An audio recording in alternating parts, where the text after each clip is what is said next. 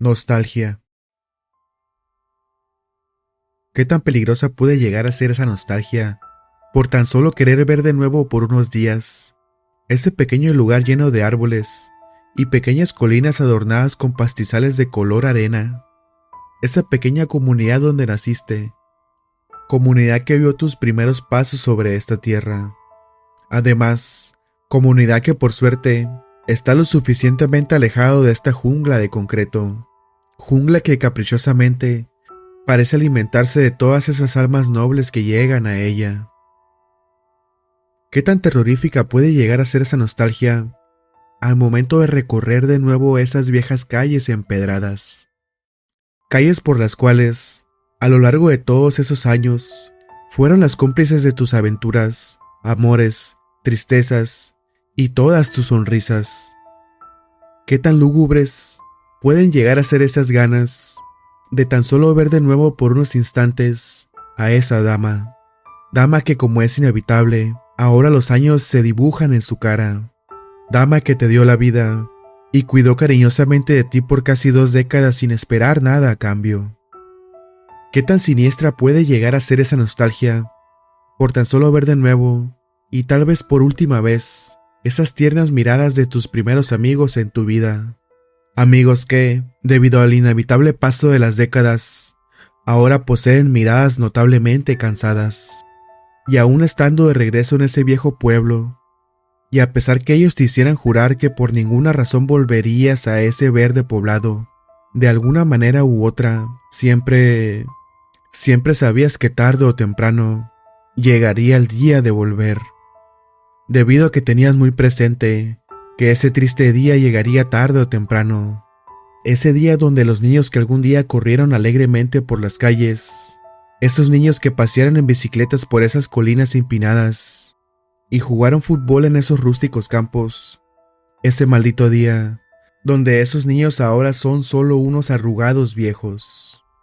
Viejos que, como es natural, lentamente comienzan a despedirse de este mundo a manos de un azar insensible e inhabitable. Mi nombre es Carlos. Tengo 67 años y esta es la historia de cómo regresé a mi pueblo natal después de tantas décadas. Si mal no recuerdo, eran a mediados del mes de abril, cuando me encontraba viajando en ese antiguo autobús. Mismo autobús que era el único medio para llegar al poblado de Yuno. Mientras observaba esos viejos campos verdes por la ventana de ese viejo y vibrante autobús, no podía dejar de pensar en esa promesa que le había hecho a Luis hacía tantas décadas atrás. Como ya han de saber si tienen algunas décadas en esta tierra, el tiempo se nos fue entre los dedos mucho más rápido de lo que hubiera logrado imaginar. Y lejos, pero muy lejos estaba de aquel día, donde salía de ese pueblo por ese mismo camino que recorrí con unas maletas repletas de esperanza y en busca de una mejor vida. Cada que lo pensaba a través de los años, la madurez de Luis en aquellos lejanos días siempre me terminaba sorprendiendo bastante.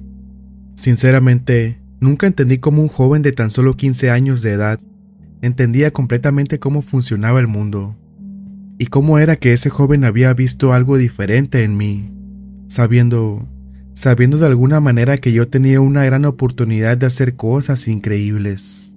Aún recuerdo perfectamente esa gran confusión que sentí al bajar de ese viejo autobús, debido a que casi al instante de poner un pie en esas viejas baldosas cafés, la melancolía inundó todo mi cuerpo. De alguna manera lograba sentirme feliz al ver de nuevo todos esos lugares que recorrí cada día en mi juventud. Aunque, por otro lado, una nube de tristeza no dejaba de acosar mi mente, ya que, como dije antes, mi visita a Yuno era por una razón más que desconsoladora. Luis, quien había sido mi mejor amigo desde que tenía uso de memoria, hasta mis últimos días en ese pueblo, y quien había sido la persona que me orilló a perseguir mis sueños, había dejado en paz este mundo, para así por fin descansar de una vida llena de esfuerzos y sacrificios. Fue más que extraño y nostálgico ver cómo algunas de esas viejas tiendas Donde de niño robé algunos dulces, ahora solo eran fríos y lúgubres estacionamientos. Debido a que seguía siendo un pueblo bastante pequeño, rápidamente me percaté de la ausencia de los caballos recorriendo el pueblo.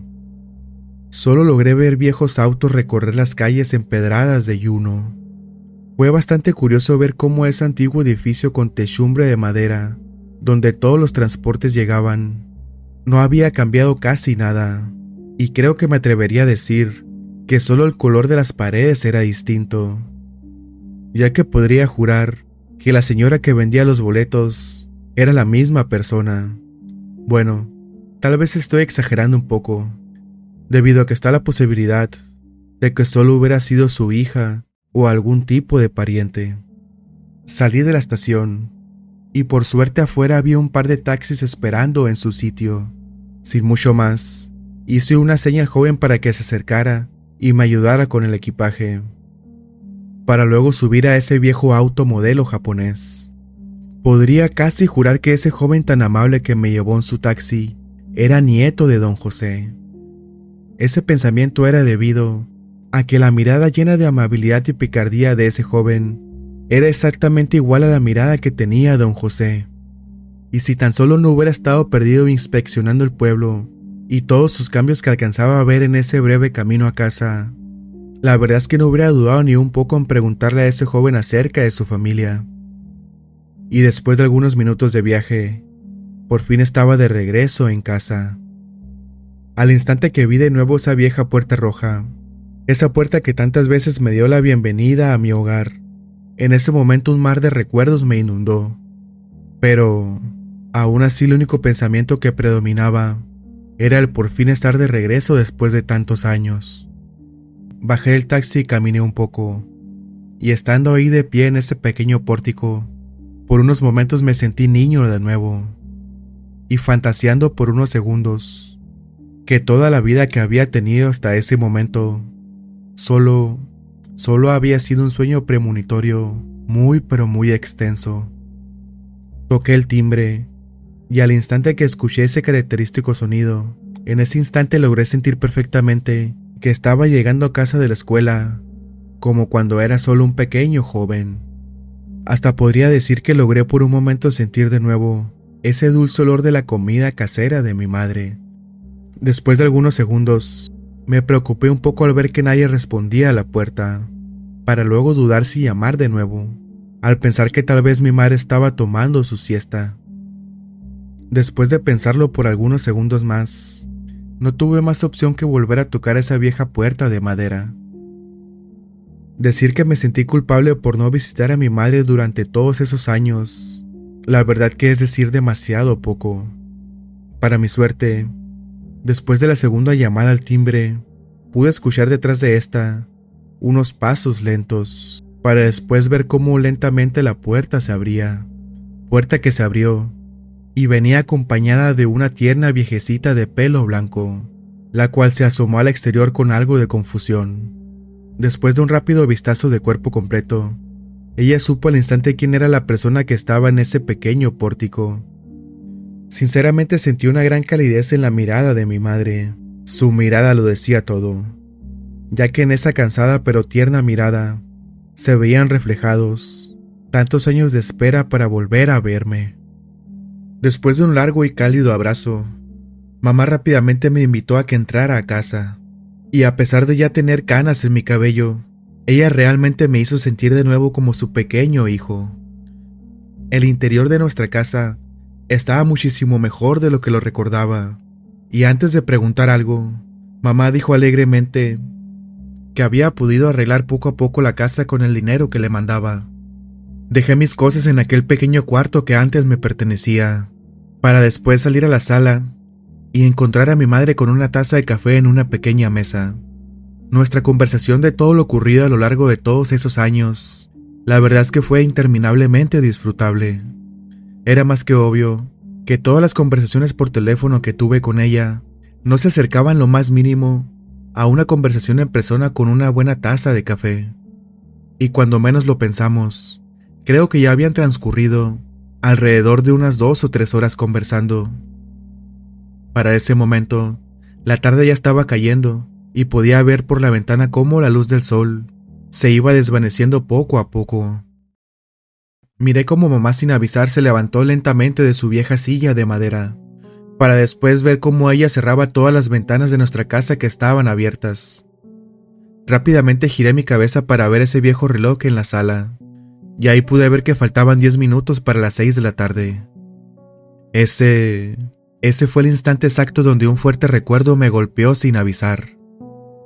Ahí caí en cuenta que era martes. Nada bueno pasa los martes, nada bueno pasa los martes, repetí para mí mismo, al ver cómo mi madre cerraba esa última ventana abierta. En ese instante no lograba entender el por qué estaba recordando ese viejo dicho de mi pueblo, pero sospechaba que era debido al hecho que desde que teníamos uso de razón, ese dicho nos era enseñado a todos los niños en la escuela y en nuestras casas. Con el paso de los minutos, el viejo reloj de madera en nuestra sala dio las 6. Luego logré sentir casi al instante como un escalofrío recorría todo mi cuerpo, debido al hecho que comencé a escuchar de nuevo esas campanadas. Campanadas que a lo poco que lograba recordar en ese momento, eran paseadas por todas las calles del pueblo, por el personal de la pequeña parroquia de mi pueblo. A pesar que las campanadas ya se escuchaban algo lejanas, pude sentir cómo ese pequeño sonido retumbaba de gran manera dentro de nuestra casa. Me quedé en silencio por algunos minutos tratando de recordar, pero al ver que solo podía recordar a grosso modo, me vi en la necesidad de hacerle unas preguntas rápidas a mi madre, preguntas que eran con toda la intención de saciar mi memoria y mi curiosidad. Vi cómo mi madre se sorprendió un poco con las preguntas, debido a que creo que ella no podía creer que yo había olvidado las costumbres de ese pueblo.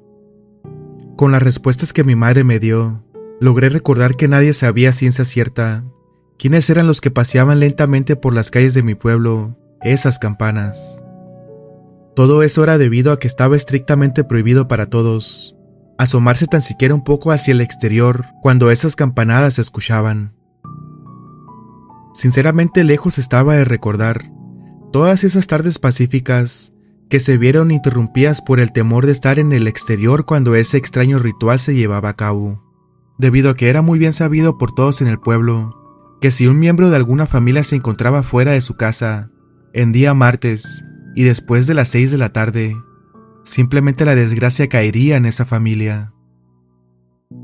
Jamás llegué a pensar que esa tradición aún se llevara a cabo, le comenté a mamá con voz inquieta.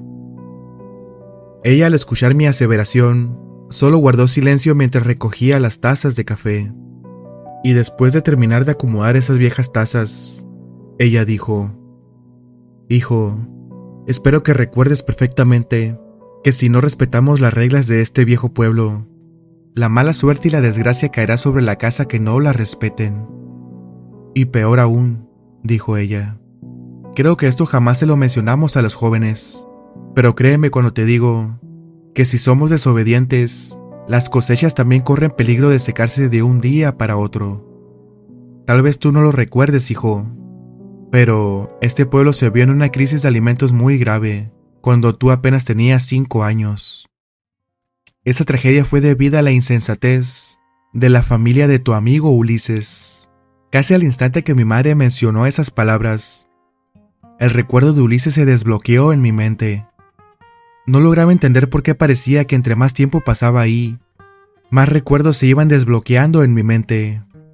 ¿Era acaso porque algo muy devastador y traumático había ocurrido y simplemente mi mente me estaba protegiendo de algún recuerdo muy oscuro? O tal vez solo era por la neblina mental que causa el paso de los años. Aunque aún estaba la posibilidad abierta que algo mucho más tenebroso en este pueblo hacía que mis recuerdos fueran muy borrosos. Verán, Ulises fue mi mejor amigo durante mis primeros años de vida, y aunque para ese momento las décadas separaban su recuerdo, ahora podía recordar con gran nitidez ese gran árbol de moras donde me juntaba con Ulises en cada recreo. Mientras estaba inmerso en mis recuerdos, escuché cómo de la nada mi madre dijo: «Hijo, ¿nunca se te hizo extraño que tu amigo Ulises se esfumara de un día para otro? Sinceramente no sé por qué te estoy diciendo esto, pero creo que si lo piensas un poco, te darás cuenta que su familia fue desapareciendo poco a poco. Algunos dicen que ellos, al quebrantar la regla de los martes, y a sabiendas que algo muy horrible pasaría en su casa, poco a poco cada miembro de esa familia fue emigrando de este pueblo. Pero, aún así, la gran mayoría de las personas cuenta que la peor de las desgracias cayó sobre esa familia. Después de esas palabras de mi madre, el silencio inundó la sala. Sinceramente, en ese momento no podía dejar de pensar en por qué carajos a esas alturas de mi vida mi madre se estaba sincerando con ese trágico acontecimiento. En ese momento la peor de las posibilidades estaba cruzando por mi mente, y esa posibilidad me decía que ella probablemente estaba implicada en algo turbio, y que de alguna manera ella tal vez estuviera tratando de aligerar el peso de su conciencia. Tal vez esa era la razón por la que ella quería con tanta insistencia que fuera a visitarla en persona. Pero por otra parte, no dejaba de pensar que sencillamente ella solo era una pobre abuelita solitaria. Abuelita que solo quería hablar de cualquier tema con su único hijo. Mi cabeza para ese momento estaba completamente inundada por un mar de dudas. Dudas que comenzaban a carcomerme poco a poco. Y sinceramente me aterraba la idea de todo lo que podría recordar en los siguientes 2 días estando ahí. Hijo, dijo mi madre al ver mi rostro de preocupación. Mejor ven y ayúdame a preparar la cena. Creo que es un buen día para hacerte tu cena favorita. Al instante que escuché esas palabras, logré recordar la gran emoción que sentía cuando era pequeño, cada vez que sabía que cenaría la famosa papa horneada con mantequilla de mamá. Al momento de estar cenando, creo que me atrevo a decir que esa cena simplemente me teletransportó a los días que mis rodillas estaban completas. A aquellos días que nuestra mayor travesura era simplemente faltar alguna clase. Aún y sabiendo que lo más probable era que seríamos descubiertos debido a la pequeña población de este pueblo. El día siguiente llegó, y un mar de dudas me acechaba de nuevo. Aún así, de alguna manera pensaba que mi amigo Damián me ayudaría a aclarar un poco mi mente. Salí de casa temprano y fui al lugar acordado con Damián. Vaya, dijo Damián al verme de lejos. Pero si es aquel idiota soñador de autos de aquellos años. Pero si es aquel niño vuelabalones, contesté con una sonrisa en mi rostro, para después levantarme de mi silla y darle un fuerte abrazo a Damián. No sé por qué, pero de alguna manera pensaba que mi reunión con Damián sería en un tono diferente. Pero la verdad es que había olvidado por completo la manera despreocupada de ser de él.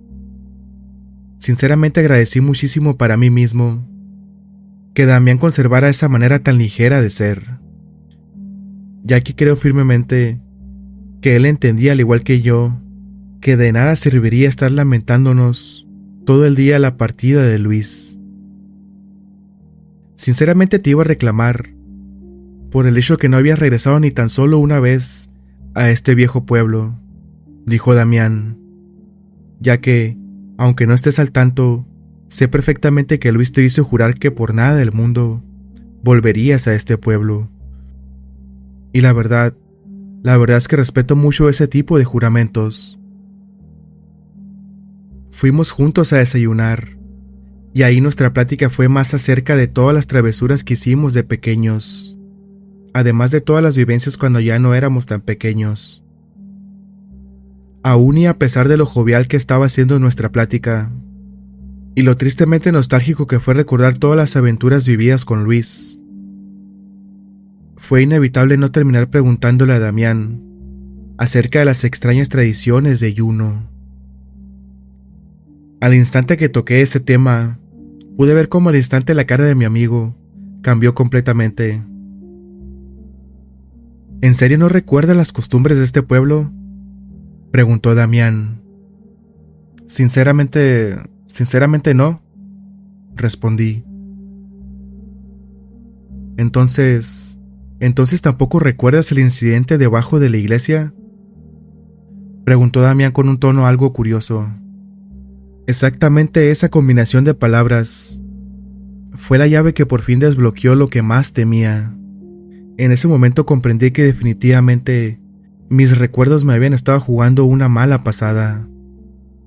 O tal vez era lo contrario, ya que tal vez mi subconsciente simplemente me estaba protegiendo de algo muy oscuro. Ante la pregunta de Damián, hubo un silencio largo entre nosotros. Y mientras apreciaba esas lejanas colinas color arena, escuché a Damián decir: Supongo que olvidaste lo que sucedió con Ulises. Mamá me comentó algo el día de ayer, dije, pero si te soy completamente sincero, la verdad es que solo puedo recordar algunos destellos. Bueno, dijo Damián después de darle un buen trago a su café. Supongo que aún es buen tiempo para que recuerdes ese evento. Sirve que refresques tu memoria de cuál fue la línea que Luis siguió a lo largo de su vida. Además, del por qué él fue tan insistente con el hecho de que te marcharas de este pueblo. Quizás sí, quizás no, pero supongo que tu madre ya te mencionó que la familia de Ulises rompió la regla de los martes. Pero tiempo después de que tú partieras de este pueblo, se corrió un fuerte rumor de que ellos también rompieron la regla de blanco. Regla que, si no recuerdas, te la explico ya que es bastante sencilla. Esa regla solo consiste en estar de blanco y descalzo a lo largo de todo el día domingo. Regla que, según dicen, fue inventada por el cura de nuestra iglesia, para que así todo nuestro cuerpo ese día esté conectado con el Señor de Roca. ¿Cuál Señor de Roca?, pregunté rápidamente. Aún me falta algo para llegar ahí, dijo mi amigo con una sonrisa pícara dibujada en su rostro. Bueno, como ya recordaste a Ulises, creo que es buen tiempo de contarte lo que unos niños estúpidos como nosotros quisimos hacer después de su desaparición. Recuerdo perfectamente que en esos años yo era un niño muy miedoso, y aún sigo recordando que realmente los que llevaban el rumbo del equipo eran tú y Luis. No sé si lo has notado o lo recuerdes, pero ¿no se te hace algo curioso que la iglesia de este pueblo no esté en el centro como en casi todos los demás pueblos, sino que está pegada a una colina rocosa y algo pronunciada? Ahora que lo pensaba, podía discernir que Damián tenía razón. Sinceramente no sé cómo, pero en esos años los rumores de que habían túneles secretos dentro de esa colina llegaron a nosotros, a pesar de solo ser unos pequeños jóvenes. Y como ya has de imaginar, nosotros de alguna manera inocente asociamos esos túneles con la desaparición de Ulises. Aunque tal vez no estábamos tan errados, dijo Damián para después hacer una pausa y verme fijamente a los ojos. ¿Realmente no recuerdas nada?, preguntó mi amigo con algo de molestia y asombro en su tono de voz. No, respondí. Bueno, dijo él, como tal vez estás imaginando por lo que te he dicho, nosotros tres, para nuestra mala suerte, aquella tarde encontramos las entradas a esos malditos túneles. De nuevo, esas palabras fueron las llaves de la última puerta que hacía falta abrir en mis recuerdos. Ahora lo recordaba todo, desde cómo nos escabullimos de casa para salir sin permiso en la tarde, hasta cómo Luis robó unas llaves de la iglesia para entrar en la parte prohibida y subterránea de la iglesia. Simplemente por respeto, no quise interrumpir a Damián, pero cada palabra que él decía era como si él estuviera relatando una película que se estaba reproduciendo en mi cabeza. Para desgracia de nosotros, esos túneles eran bastante reales, y parecía que todo estaba confabulado para que nosotros entráramos ahí, debido a que creo que es muy difícil que una persona adulta lograra entrar por ese estrechísimo túnel, ya que el pequeño espacio de acceso no excedía más de 30 a 40 centímetros de abertura. Creo que viéndolo en perspectiva, creo que debido a nuestra juventud, en aquel momento lejos estábamos de sentir que estábamos en peligro alguno, ya que realmente solo éramos unos inocentes niños en busca de su amigo perdido. Los tres pasamos lentamente por ese túnel de alrededor de unos 2 o 3 metros de largo, y lo primero que nos recibió ahí dentro fueron unas cintas de colores que recorrían de pared a pared. Ahí dentro había una fuerte combinación de hedores. Era como si el olor de cientos de cigarros y miles de inciensos fueran una mezcolanza muy pero muy espesa. La oscuridad ahí dentro era casi total, pero por suerte, o no, Luis había venido preparado, debido a que él trajo consigo una vieja lámpara de petróleo. Ahí dentro había un camino hacia la derecha y otro hacia la izquierda. Con mucha curiosidad y tratando de no tocar ninguna de las cintas de colores, pudimos ver que frente a nosotros había una serie de fotografías bastante antiguas, fotografías que estaban junto a unas veladoras ya totalmente consumidas. Al igual que Damián, ignoro por completo si reconocimos las fotografías de esas personas. Creo que decir que el ambiente ahí dentro era tenso es decir poco, debido a que predominaba una sensación de ser observado en todo momento. Por alguna u otra razón, recuerdo perfectamente que decidimos ir hacia la izquierda, y mientras los tres caminábamos y sorteábamos esas cintas de colores, más o menos como a cada 10 metros, nos íbamos encontrando con un pequeño nicho con estatuas muy pero muy extrañas y mórbidas. Estatuas que estoy realmente seguro que estaban muy lejos de pertenecer a la religión cristiana, debido a que casi todas esas estatuas les hacía falta alguna extremidad, además de estar bañadas de algún líquido muy pero muy rojizo. Mientras estábamos caminando, llegamos a una estatua dorada que se quedó grabada en mi memoria para siempre. Esa estatua era sencilla, por decirlo de alguna manera. Aún así, lo que tenía de sencilla, lo tenía de grotesca, ya que alguien en su enferma imaginación había tallado a un antílope antropomorfo, antílope que estaba comiendo lo que parecía ser un bebé.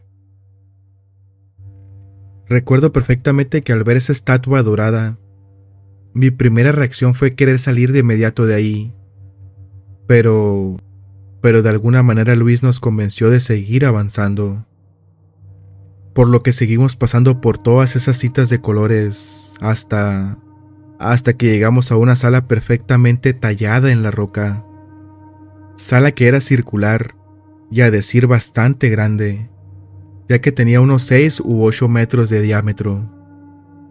Creo que decir que ahí había miles de cintas de color rojo es decir bastante poco. Cintas que los tres pudimos ver que estaban en la misma dirección, ya que todas estaban amarradas desde la parte más alta de esa cueva hacia el centro de la misma. Y cuando por fin pudimos ver con detalle lo que había en el centro de esa sala, sentí como el estómago se me revolvía por completo, ya que en el centro de esa oscura sala había una estatua, pero no igual que las anteriores. ya que ésta era del tamaño de un adulto grande y corpulento, y a diferencia de las otras, no era dorada, debido a que esa estatua simplemente estaba tallada en roca. No hay que tocar nada, dijo Damián con voz entrecortada. Pero la tentación de tocar alguna de las cintas que rodeaban a esa estatua de piedra era muy pero muy grande, más siendo nosotros unos jóvenes curiosos e inocentes. Pareciera como si esta cosa estuviera encadenada, dijo Luis mientras aluzaba la estatua y tomaba una de las cintas rojas. Cuando estábamos casi a punto de terminar de rodear esa estatua, miré algo que me dejó mudo, ya que en el piso había una estatua muy pequeña. Pero a pesar de sus pequeñas dimensiones, esa estatua era demasiado mórbida, ya que estaba muy malograda. Pero lo peor era que esa maldita estatua estaba hecha a base de moras. Moras que, como es de esperarse, ya estaban en estado de descomposición. No sé por qué, pero puedo recordar que en ese momento mi mente, por alguna razón, hizo la conexión de las moras con Ulises. Pude sentir un tremendo vacío en el estómago al ver cómo había una foto familiar al lado de esa estatua putrefacta. La verdad es que sí cruzó por mi mente tomar esa fotografía para así poder corroborar mis más temibles sospechas. Pero esas intenciones se vieron interrumpidas, ya que poco a poco y sin avisar, ahí dentro todo comenzó a vibrar.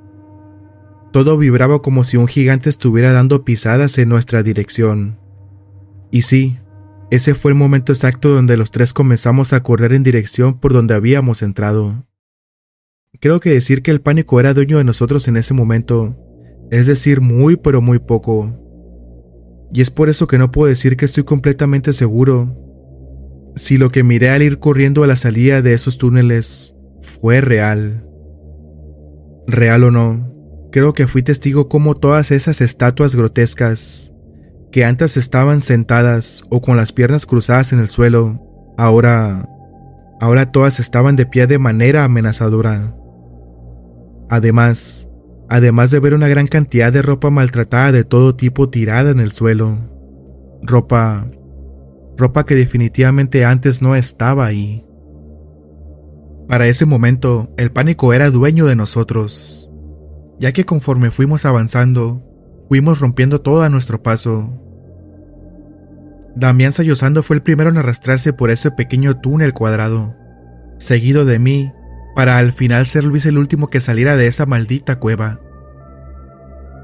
Sinceramente nunca logré entender cómo era que 3 niños ingenuos de menos de 10 años lograran escaparse de sus casas y escabullirse lo más profundo de la iglesia sin ser notados.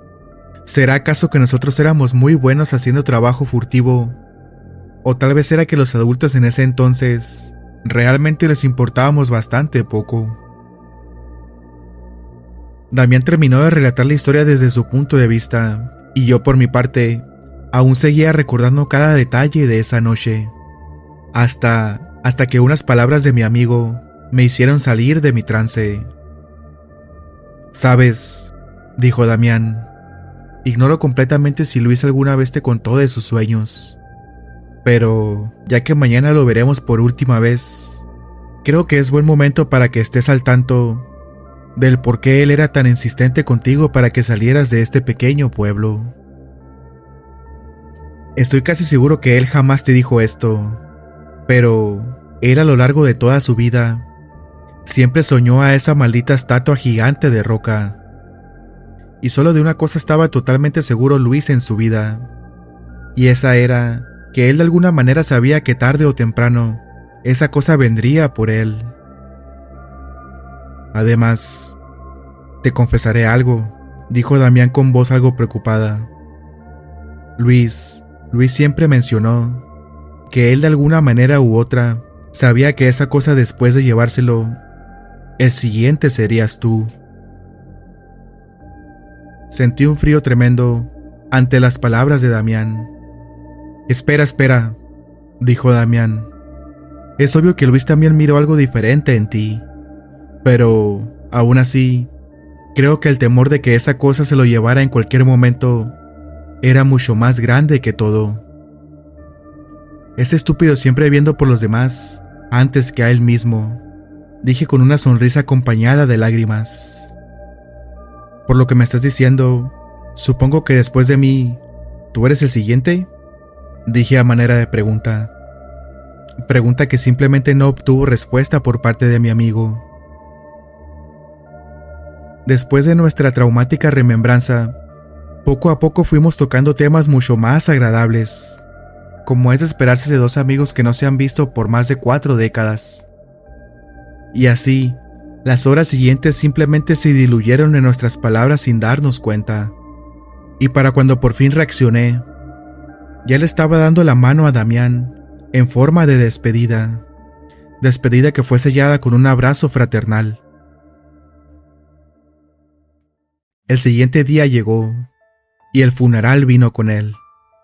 Sinceramente todo el día me sentí completamente perdido, debido a que para ese momento no lograba comprender cómo la primera persona que vio algo diferente en mí, cómo la persona que fue mi mejor amigo a lo largo de mi vida, cómo la persona que a pesar de la distancia y los años, aún seguía siendo mi mejor amigo, simplemente se había marchado de este mundo sin despedirse. Estando en ese maldito cuarto frío, y estando rodeado de personas con ropas negras, no lograba dejar de pensar que simplemente había sido un grave error mantener la promesa con Luis a través de todos esos años, ya que el arrepentimiento por no visitar a todos mis seres queridos en Juneau no dejaba de asediar mis pensamientos. Decir que casi me tengo que poner de rodillas para así lograr convencer a mi madre para que me acompañara a la ciudad, creo que es decir bastante poco. La verdad es que lejos estaba de querer que ella, al igual que Luis, desapareciera de mi vida sin despedirse. O tal vez yo era el que temía marcharme sin despedirme, ya que en el fondo sabía bien que yo era el siguiente en tener que rendirle cuentas a esa maldita estatua de roca.